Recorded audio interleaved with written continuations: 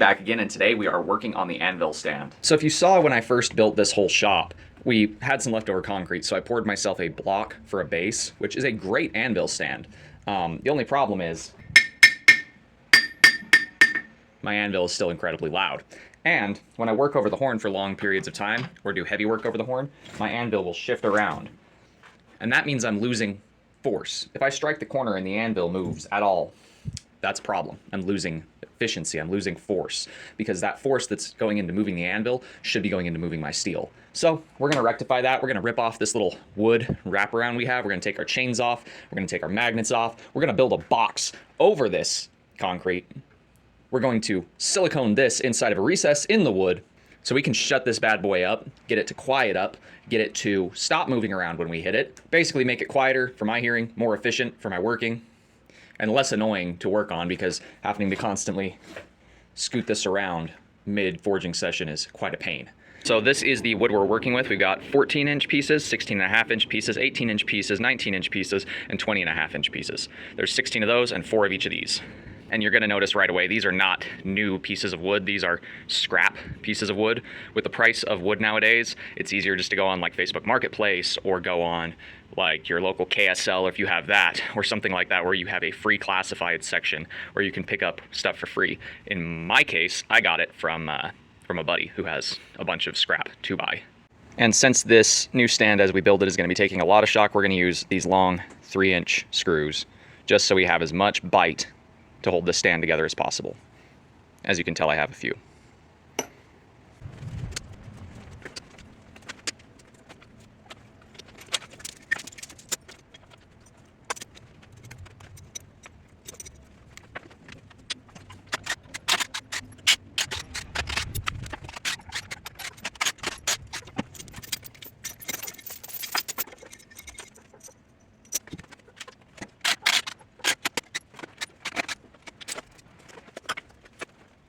Hey, now we're just got to take our anvil off, good old 125.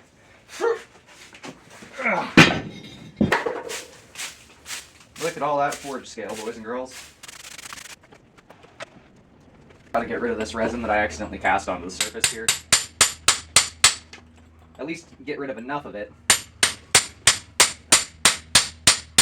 to where my wood's going to sit flat on the top. There we go.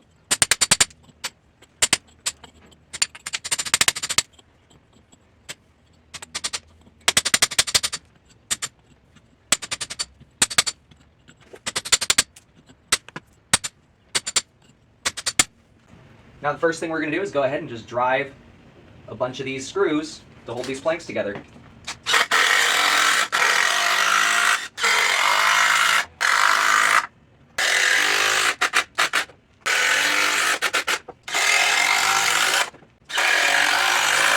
Let's do the same thing for the opposite side.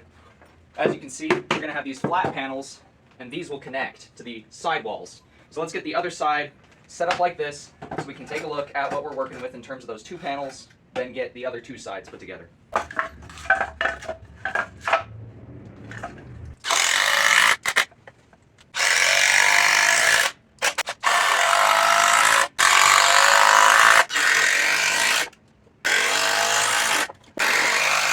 We've got our 2 side pieces. We're going to make the other 2 side pieces with these 16.5-inch boards instead of these 19s.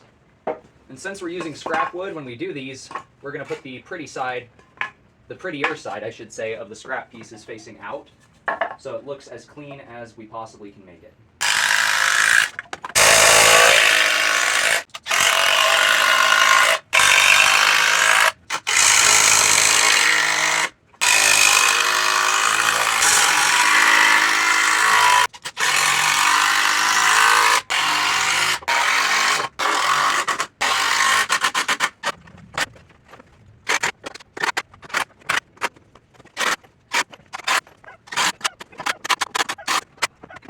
Now that we know everything fits together, we're going to unscrew one side.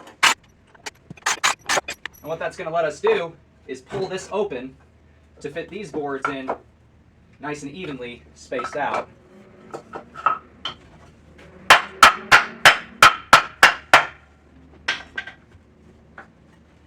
Now we can go ahead and tighten it back together. Okay. Now we've got these diagonals, and we're just going to screw these on. We're not going to cut them. We could cut them to make them fit a little tighter, but it's not really going to matter. The main purpose I'm doing this is just to add a central holding place for these boards in case any of these joints fail.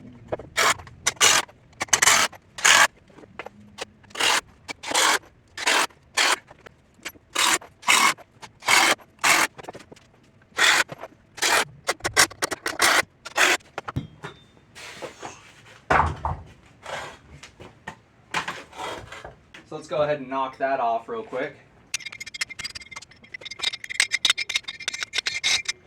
Should be good enough. Alrighty, now that we've got our boards where we want them, we're going to go ahead and mark with a Sharpie here where our anvil feet sit.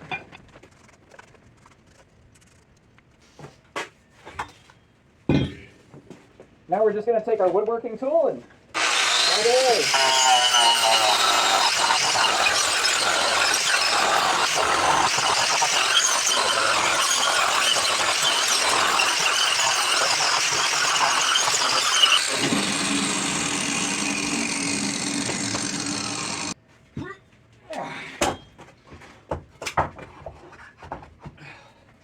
Awesome. Cool. Now we've got a nice secure crux cut out in the wood for the anvil to sit nice and tight in. It's not going to rotate if I try to rotate it even before I put my straps on, which I am going to strap this. And I'm also going to put some silicone. As you can tell right now, even without the magnets, it's about the same as it was with the magnets on the concrete. So be a lot quieter when it's all said and done once I get that siliconed in place. So one thing I did before is I took some of this epoxy that I have. It's the JB Weld Quickset, and I mixed some of our sawdust here up into that epoxy, and I epoxied the boards on these ends to these boards that are the uprights. Since these boards are just sitting flat on the stone, I wanted to give them some way of basically securing them to the frame instead of just having them free float inside the frame. Once I get the silicone in here and the anvil in here, it will also hold that together very strongly. But I just wanted to get that extra little bit of insurance. Now I'm going to use this fast dry latex, caulk, and silicone mix to fill this whole void. So let's get that going. Now I'm just going to use this little scrap piece of wood that I have here to spread this all evenly inside my holes. Get this to fill the entire basin that I created.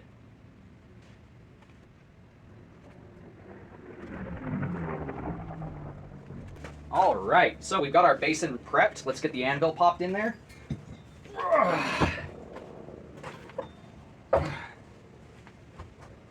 We're just going to kind of wiggle this back and forth to make sure it seats really good in there. There we go. Just going to go ahead and scrape a lot of this excess off where it gooed up and out. Now I'm just going to go ahead and I'm actually going to fill all the gaps in the wood with this as well. So as you can see, we've got this sucker siliconed in place, and we've also stained our wood because, like I said before, our wood was kind of, scrap wood, so it didn't exactly look very nice. This looks much better now that it's been stained and painted. Make sure you use a lead-free paint when you do this, or a lead-free stain, because if you use a lead stain or a lead paint or a lead silicone, you can create some harmful vapors when you're forging, so don't do that. But let's see how it sounds with just that silicone there. That's a lot quieter. Now I can go ahead and start to put my straps in place.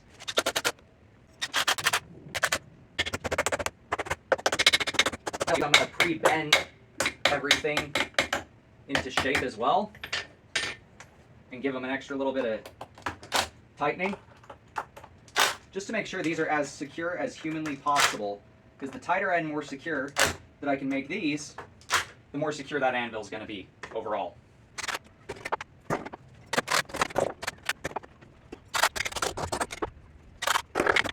You may notice this yellow rope here. This is for my new holdfast. Basically, it has a stirrup made of rope at the bottom. It allows me to step over and hold my work down onto the anvil while I chisel and punch things. So that way I don't have to worry anymore about having steel fly or having to take the time to knock down and tighten in my old holdfast from before. So, yeah. And then I can just swing it back over, hang it up right there when I don't need it. It's out of the way. It's attached to the backside diagonal piece, so that way it's out of the way, and if I do need it, I can just bring it over, slide my foot into it, and hold down my material wherever I want on that anvil surface, nice and secure for punching, chiseling, what have you. And when I'm done, I can just hang it right back up there. I did throw my magnets on there as well, and the tail still rings a little bit. The face is much quieter, and so is the horn. But as you can see, I have created quite a mess for myself in making this new stand, so I'm going to get the shop cleaned up. It's going to take quite a while to do so, get all the tools back where they belong, get all this sawdust off the shop floor, and then I will be back to you guys to kind of walk you through the whole setup here. So we've got the shop all cleaned up and everything has hardened, and we have our finished anvil stand. Inside of this wood frame box, as you saw, was that reinforced concrete block. It's 4 80-pound bags of concrete and a bunch of rebar and chicken wire inside of here holding that concrete together. Then we've built our nice solid wood body. We've recessed our feet, strapped our feet, and essentially made this much more efficient to forge on.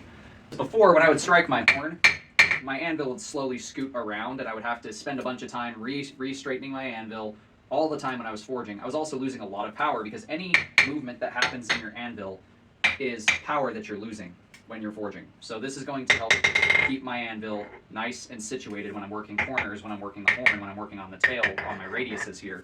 It's going to keep my anvil in place and allow me to utilize that force a lot more efficiently. It also increased my rebound, surprisingly, having it sitting on that wood. I actually have a good bit more rebound now, and it quieted down the anvil a surprising amount. It's a lot more of a hollow thunk sound, even up on the horn. It's a lot more of a hollow thunk than it was a ring. So I'm very pleased with this. I got the wood essentially for free from a buddy of mine, and I spent probably 50 bucks in silicone and buying the straps and hardware in terms of the screws that I used in order to put this together. So not really a lot of money spent in order to upgrade my stand, so to speak. I designed this so I can have 4 tools, 1 in each corner, and these are my commonly used tools. I use my crosspeen a lot, so I'm keeping it right here next to my hammer hand. So if I do need to switch to a crosspeen to do some work with the peen, I can switch to it and switch back in a hurry. I have my 4-pound straight-headed hammer here, which is more of a heavy-duty shaping workhorse, so if I need it, it's right here for me to grab. I've got my rawhide mallet right here, which I use for straightening twists or flattening things out without deforming the material. So it's right here on hand, right where I can grab it. And I've also got my hot cut right here on the left. So if I need to hot cut something, I don't have to pull it off my shelf or off my wall. It's right here next to my left hand, and it can go right back when it's done. The biggest improvement by far is this little hold-fast chain. I've seen a lot of guys do this, and I dig it. It allows me to slip my foot into this stirrup and hold down my material without needing a hardy hold fast or anything like that. So if I'm working a project that needs to be held down while I chisel and punch and do detail work, I can do that. I can situate this anywhere on the surface of my anvil to hold the material down. So if I need a specific place on my anvil to work, to chisel, I can do that as well. And when I'm done with it and I don't need it anymore, I can just push it right back up behind the anvil, and it's out of the way conveniently. And this will help me with moving my material a lot more efficiently, getting cleaner forgings, better shapes, all that jazz, because the anvil surface is no longer able to move during the forging process. But that does it for today's video. If you guys like what you see, do me a favor and do that thing right there. And until next time, God bless, stay sharp out there. If you're looking for a custom sharp object, sword, knife, polearm, whatever, check out the Etsy store. Link will be at the end of the video. Wear your safety squints, use proper ventilation, don't be an idiot.